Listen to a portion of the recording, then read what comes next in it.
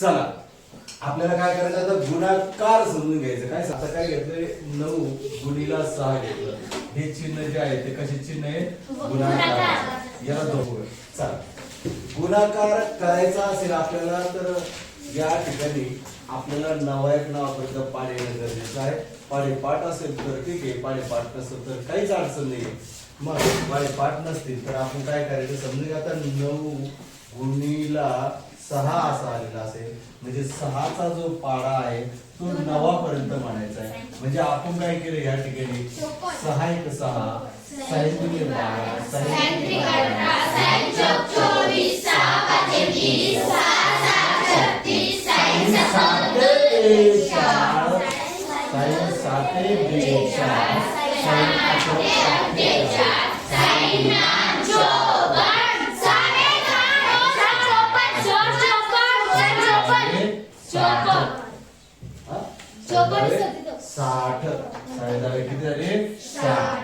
Okay. मग आता काय करायचंय मग आता हा 6चा आपण पाडा इथं लिहिलेला आहे. आपला पाडा येत नसेल तर डायरेक्ट काय करायचंय पहिल्या तिथं पाडा करायचा. येत नसेल ते पाडा काय करायचा पाडा तयार करायचा. पाडा तयार करून तुम्हाला करता येतो. नसेल तर मग डायरेक्ट गुंजळीचं पुस्तक घ्यायचं त्या पाड्यात बघायचं आणि नंतर बघायचं आता पाडा हा 6चा आहे हा 6 आहे. मग 6चा पाडा कितीपर्यंत म्हणायचं आहे 9. मग आपलं येत नाही मग घ्यायचं 1 2 3 4 5 6 7 8 9 किती वेळा 9 नंबरची संख्या ठीक आहे. माझा 6 9 54 होतंय. डायरेक्ट असं 54 मांडायचं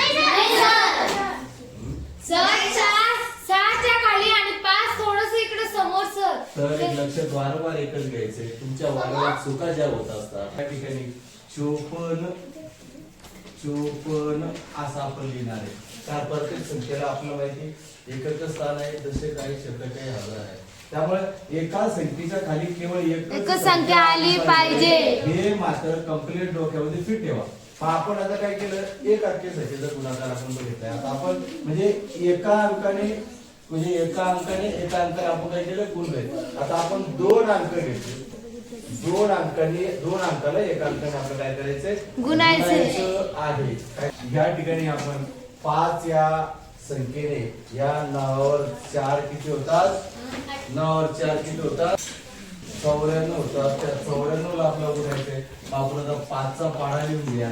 5 1 5 5 2 10 5 3 15 5 24 5 6 25 5 7 30 5 7 35 5 8 40 5 9 45 5 10 50. झाले. मग आता 5चा पाडा किती पर्यंत म्हणायचं 4 1 2 3 4 20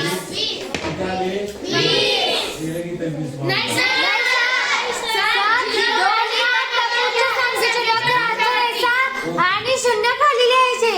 बर मग आता 5च्या ठिकाणी जे 20 आले 20 आपल्याची 0 इथं लिहूयात आपण आणि हे 2 आहे इथं ठेवा नसता ती मनात ठेवा काही अडचण नाही. इथं ठेवलं तरी चालेल मनात ठेवलं तरी चालेल परंतु ते मनातच राहून जाऊ नये. ते या ठिकाणी मिळवण्यामध्ये आलं पाहिजे. आता पुन्हा 5चा पाडा किती पर्यंत म्हणायचा आहे 1 2 3 4 5 6 7 किती आलं आता आलेले 45 आले. इथं डायरेक्ट 45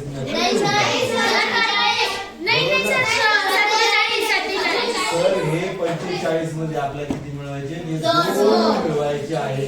हे आजच्याचे आपल्याला कधी विसरायचं नाही. मग या 45 मध्ये 2 जर टाकले किती झाले 40 झालेले आहे. आजच्याचे मिळवायचे विसरायचं नाही. ठीक आहे. आता या ठिकाणी अशा स्वरूपामध्ये आपण काय केले आता या 2 अंकाला एका अंकाने आपण काय केलंय गुण दिलं आहे. ओके.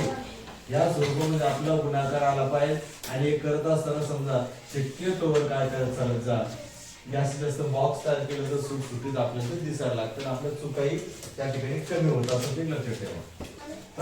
आता याच्यानंतर आपण काय करणार या ठिकाणी आता आपण 3 अंक घेतले एक अंक घेतला होता, एका अंकाला एका अंकाने गुणले, 2 अंकाला एका अंकाने गुणले, आता 3 अंकाला आपण 2 अंकाने गुणले.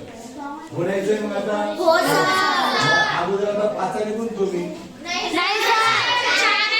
4 गुणवायचं, म्हणजे एक एक गुण आपल्या गुणाला सुरुवात करत असतो आपण. मग आपण काय करूया, तिथे 4चा पाढा जो आहे 4चा पाढा लिहूया. 4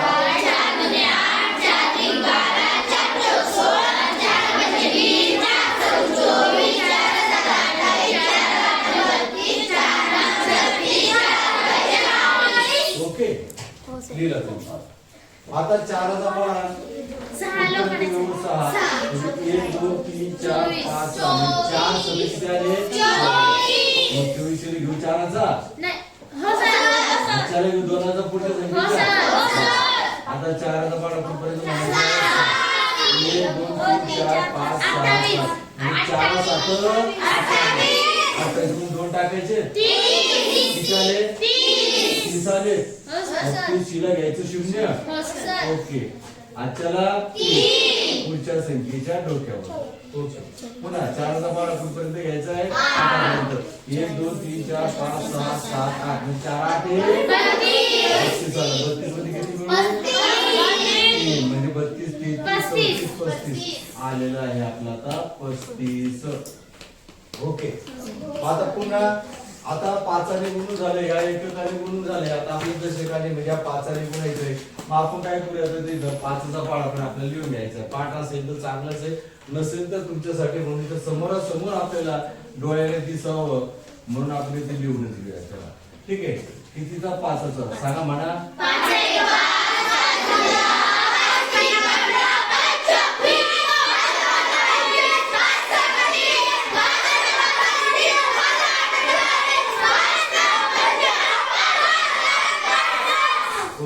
झालं. मग आता ह्या 5चा पाढा आता मला काय कितीपर्यंत म्हणायचं आहे, 6 पर्यंत म्हणायचं आहे. मग 1 2 3 4 5 6 म्हणजे 5 सगळे किती आले 30 आले. 30 ला 0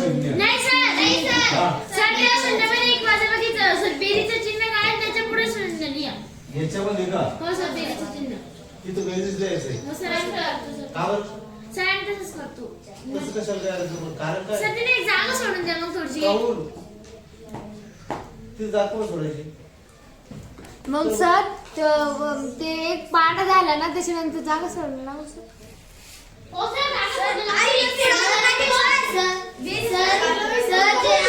काय करतोय आपण, काय करतोय आता समजा मी या ठिकाणी, आता मला तुमच्या समोर इथे एक गणित आहे.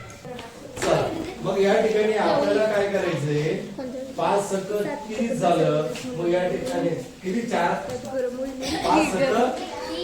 5 सक 30 झालंय. मग या ठिकाणी मला 30 लिहायचंय. तर तुम्ही म्हणता की सर या ठिकाणी 30 डायरेक्ट लिहू नका किंवा मग या ठिकाणी 0 लिहू नका.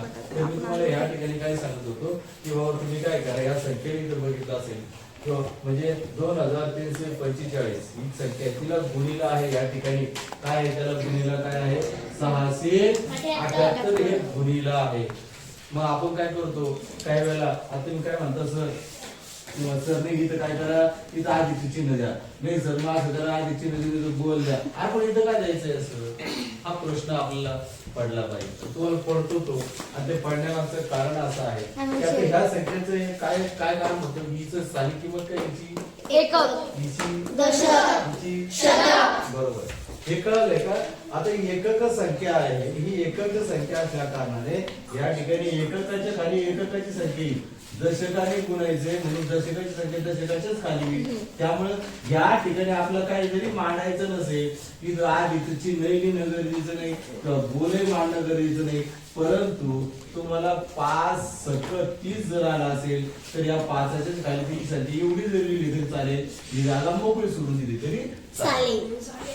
परंतु आपण विसरून जातो म्हणून या ठिकाणी आपण असं काहीतरी आधीचे चिन्ह मांडतो, त्याला गुणाकार करतो, काही अर्थ नाही.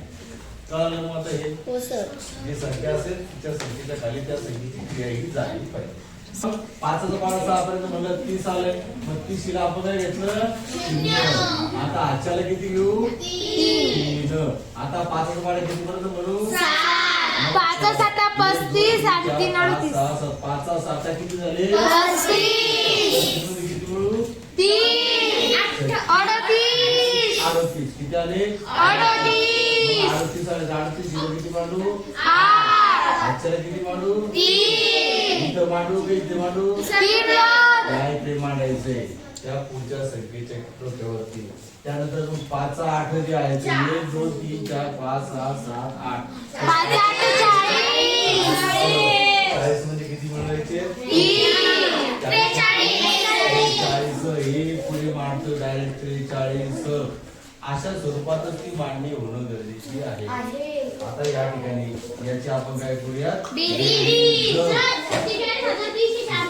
बेरीज. ठीक आहे. मग या ठिकाणी बघा 5 4 4 4 0 0 5 8 13 7 हा 3 3 3 3 6 1 7 आज 13 झाले. 13 होतील. आशाला एक जसं की तो वरती मांडत होतो इथं मांडला किंवा मला जरी ठेवला तरी चालतो.